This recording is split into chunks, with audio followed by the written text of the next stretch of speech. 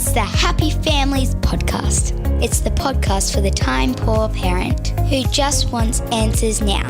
Just over a week ago, we received an email that caught my attention. Podcasts@happyfamilies.com.au is the email address, podcasts with an S at happyfamilies.com.au. Somebody shot through an email, and what they basically said was, start of the year, we've been trying to work out what to do about our kids and schooling. We're trying to work out same gender or co-ed. What should we do? What does the research say? And so I dived into the research, Kylie, had a good look at it. I had some pretty strong preconceived ideas based on my experiences in and around both co-ed and same gender schools. I mean, I've been working in and around schools now for about 15 years, and I was quite surprised by what the research had to say.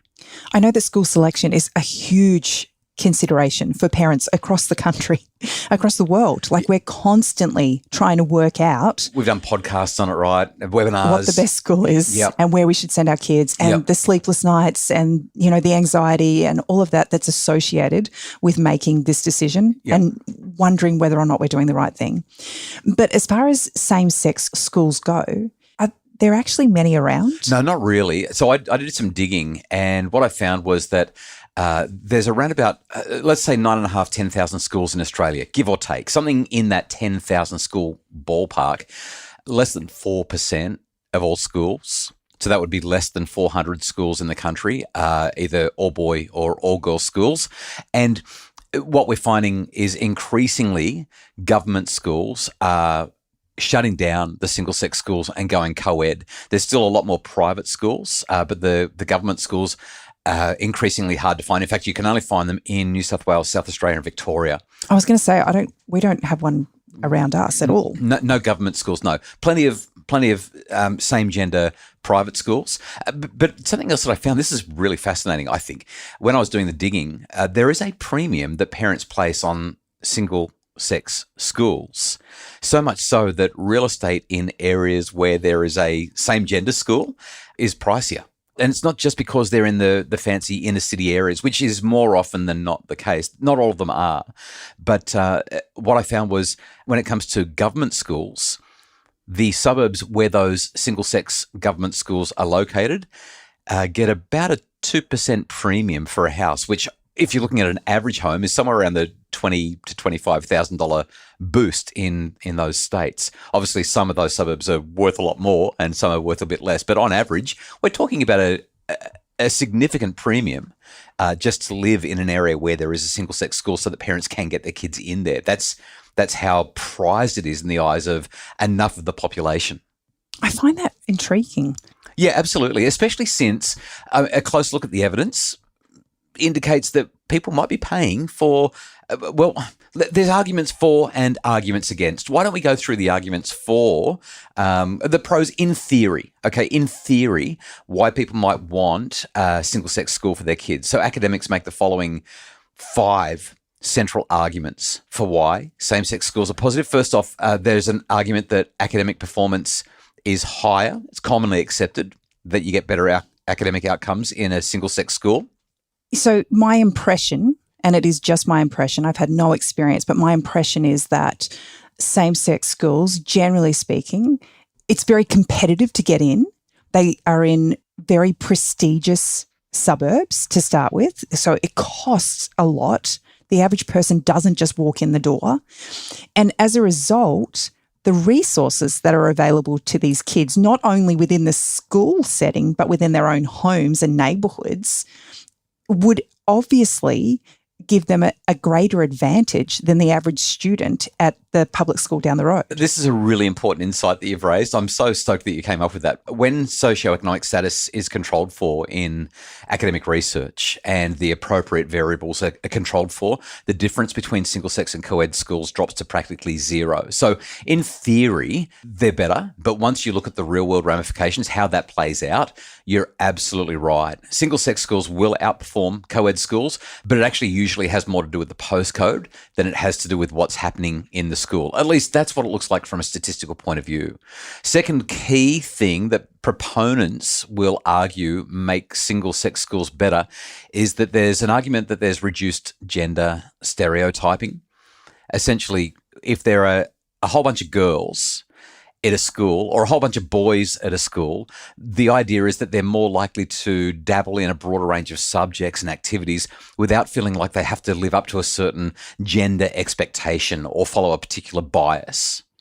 Is that actually playing out, though, in what we're seeing as a result? Like, are girls coming out being computer geniuses and, doing things that would stereotypically not be female driven careers as a result of the fact that they're not competing with males and vice versa? This one is a little bit complicated. And when I look carefully at the data, what I find is this. So again, looking at what the pros apparently are and then how they truly play out in the real world, there is definitely evidence that girls are much more inclined in an all-girls environment to spread their wings and enroll in subjects that are traditionally, and I sort of chafe at the word traditionally, but I'll use it anyway, that are traditionally more likely to be oriented towards boys. So I'm guessing based on that, you're talking more about those academically robust subjects. Chemistry, physics, high-level maths, all that kind of stuff, engineering, all the STEM subjects, basically, the science, technology, engineering, maths subjects.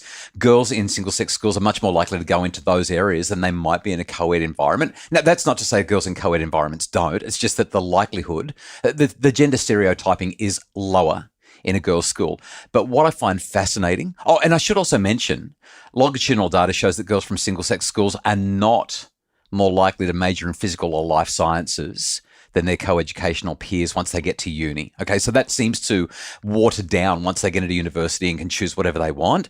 But here's the thing. Boys in all boys' schools aren't, in the main, signing up for traditionally female subjects. Yeah, so they're still sticking to very traditionally accepted male dominant subjects. Which in some ways becomes a con, right, because of the hot housing of male stereotyping, but we'll get there in a sec. Third big reason that people will say single-sex schools are better is just the idea of increased confidence. Some research indicates that students in same-sex schools may develop higher levels of confidence because they're not competing with the opposite gender in terms of their academic activities, their extracurricular activities. I think in real life, this is more of an issue for girls than it is for boys. I was about to say, I actually feel like this would be a benefit to girls. I feel like being able to, participate in different subjects and just be accepted for who you are and what you're capable of instead of being stereotyped within that co-ed situation would really increase a girl's ability and confidence to move forward. Yeah, so the idea there, the theory, is that it boosts confidence. I think that there's a gender difference at play, although I can't find evidence to support my theorising. So I just need to tread gently there. The two other things that are quickly worth mentioning in terms of pros, tailored teaching strategies. Now, this is a big one. And what I have found, I've watched this happen, educators in single-sex schools are very much able to tailor their teaching methods to better suit the learning styles and the preferences of a particular gender, which means that we can help them with those academic outcomes, or at least, if not academic outcomes based on what we were saying before, at least with better engagement. We need to take the postcode issue into consideration here as well. We just talked about that. But the other thing to bear in mind is that there is more within gender variation than there is between gender variation. That is, girls range from very high to very low on a whole lot of variables, as do boys. On average, girls or boys might be higher or lower on one than the other. But the difference between the genders isn't enormous.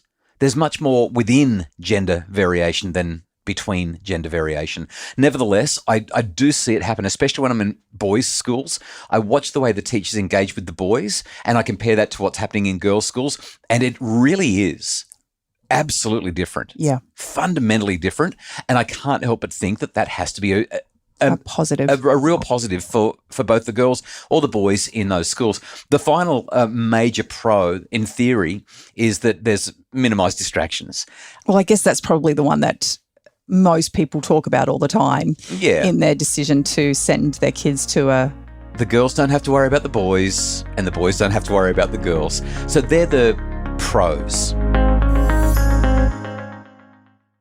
I'm interested to know what the cons are because based on what you've shared, it would seem like sending your kids to a same-sex school actually sounds pretty good. It does, and I completely understand why parents would choose to do that. Let me go through 4 cons really quickly because there are some, I think, concerning drawbacks to same-sex education. Now, again, this is the theoretical stuff. We need to talk about on the ground, practical stuff shortly. But number one, there is the limited social interaction. Okay, so most critics of same-sex education are going to say that being in a school with all the kids of the same gender are going to limit students' exposure to diverse perspectives and it's going to reduce opportunities for healthy social interaction between the genders. I find this interesting, though, because it's not like school is their only social network. Yeah. We're treating it like it is. It's the only time that they'll get out. Well, for some it is, especially for the boys or girls who are at boarding school, for example, or for the kids who are extremely studious or have a lot of pressure placed on them by parents who pretty much say, go to school, then come home and study. We're talking about later years particularly, or whose lives are so full of extracurricular activities that they're not getting a lot of social interaction with the other gender.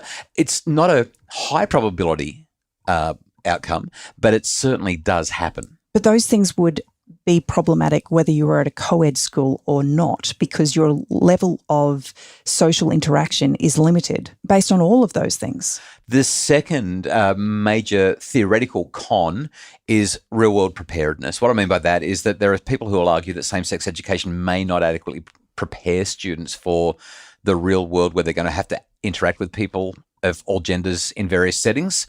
To me, it's bunk. I mean, their teachers aren't all female. Yeah, or that's their right. teachers aren't all male. Not just that, but they've got family members and they do actually have life outside of school. So I find that one really quite a weak argument against it. The other two, this one is a big one, stereotype reinforcement. There is a concern that single-sex environments might inadvertently, or sometimes even explicitly and intentionally, reinforce gender stereotypes by removing the opportunity for students to learn about and appreciate the differences between the genders. I feel like this one would actually play out more so in boys' schools. Well, I feel like as a whole, society's really worked hard at giving women opportunities and helping girls recognise that, you know, they don't have to fall into stereotypes, whereas I still think there's still a lot of work for us to do in helping our boys to grow into healthy, productive men. I hear people share those sentiments a lot. That's one of the big concerns. And I want to give a couple of examples of that shortly. Narrower skill set development is the fourth and final idea. Essentially, exposure to diverse perspectives in a co-educational setting can contribute to the development of interpersonal skills that are crucial for ongoing success, which might be limited in a same-sex environment. I mean, to me, this is a variation of the second one that we shared, but it comes up a lot and people frame it and phrase it in different ways. Here's how it plays out in the real world. I've already talked about stereotypes. I've already talked about academic performance. But when we move away from theory and get into what's really happening when it comes to girls, we know this. Social and emotional well-being is lower for girls in co-ed schools than in single-sex schools. And we also know that girls in co-ed schools do experience higher levels of gender bias and stereotyping, and they're more likely to be sexually harassed and bullied. So students that are educated in an all-girls environment do tend to be more confident. They're more likely to take on risks and challenges and be competitive and push themselves. They're not worried about the judgments and the inappropriate comments from the sidelines. They're more willing to take risks, basically. And I really like that. Now, on boys, a friend, and granted, this is a sample size of one, so we're not talking about huge data here. We're just talking about somebody who told me that going to a boys' school made him shy around women, but worse, he said that he felt that it fueled the sexist idea that women were inferior intellectually and in other ways. And he suggested that lack of female friends and girlfriends could lead to objectification. Now, when we look at that infamous 2022 St. Kevin's Toorak example, egregious indicator where those boys were on that suburban tram and they were filmed singing that awful chant. It certainly reinforces the stereotype that could be happening, and that kind of aligns with what you were getting at before. But then we look at even more evidence, the various testimonials that were in the Chanel Contos teachers' consent petition. Boys, from private schools were getting absolutely slammed by the girls and saying they just don't get it. So the argument basically is in a boys' school, not so much in a girls' school, but in a boys' school, it could be argued that an absence of relationships leads to emotional immaturity and insecurity when those boys eventually have partners, but the evidence doesn't support this at an aggregate level, only at an individual level with one-on-one case study sort of thing. So I found some longitudinal research from England showed no statistical difference between same-sex and co-ed schools for relationship outcomes like marriage and age of childbearing and relationship quality. Men from all boys' schools were just slightly more likely to be divorced by the age of 42. But there was no statistical difference in terms of the amount of household labour that was being done. But that stereotype persists, that those boys have a prime minister leadership mentality, like they believe that being in charge is their right. Here's something really telling, though. When I was looking at the trends in Australia on co-ed and single-sex schools, there are more and more single-sex schools that have chosen to move to co-ed in recent years. So it's happening right now with a very, very prominent school in Sydney. A couple of years ago, another very prominent school in Sydney did it. But when you look at who's opening their gates to the other gender, it's really revealing. The overwhelming majority have been boys' schools that are offering places to girls. And I might just say very sensitively, anecdotally, I've heard horror stories as girls have attempted to transition into that previously all-male environment. I can imagine. But a girls' school's choosing to bring in boys just doesn't happen. So we're out of time. What would I do for my kid? How do we make this choice for our child if we're looking at schools and trying to choose between co-ed and single sex? The first thing that I would say is, with all the work that I do in all the schools that I work in, I am genuinely, authentically, consistently amazed at the quality of the staff and the outstanding outcomes that single-sex schools achieve for their students. They are exceptional and exemplary in almost every case. I'm always stunned by it. And the ability that the teachers have to approach a single gender really well, I really think that it's brilliant. And students seem to work really well without the opposite gender being present, which makes it sound like I'm going to say I'm all for single-sex schools. Well, it's interesting because, yes, I would think that that's what you're going to say. But for us, it's actually never been a consideration. No, because I actually don't think that it is the most important factor in choosing a school. I don't either. And that's why we're making the decisions that we are making. What matters to me and to you, because we've had these conversations, is not the gender mix, but it's the culture of the school. Culture of the school. It's what they do there. It's how they teach children. It's what their philosophy is. It's whether the students are happy to be there, whether the kids feel a sense of belonging and acceptance and connection, and whether they're engaged and progressing, and what the staff do when a student's struggling. You're saying this and literally my eyes are tearing up because I remember our kids moving to a school for the first on day one, and one of our children who had literally in the first 3 years of her life been invited to 2 birthday parties. Yeah. Arriving that day. First 3 years of her school life. Yes. Yeah. And having pretty much the entire cohort, that year's cohort, waiting at the top of the stairs for her to walk through the gate. Right. The culture of that school was so inclusive, and our girls experienced just complete and utter welcome, love and acceptance from day one. Thank you, Cedars in Wollongong. So here's my take on it. If a school checks all the boxes, whether it's co-ed or single sex shouldn't matter at all. And if the school doesn't check all the boxes, co-ed or single sex doesn't matter at all. We hope this has been a helpful podcast for those of you who are struggling with the choice. Maybe it's less of a challenge now. The Happy Families podcast is produced by Justin Rulon from Bridge Media. Craig Bruce is our executive producer.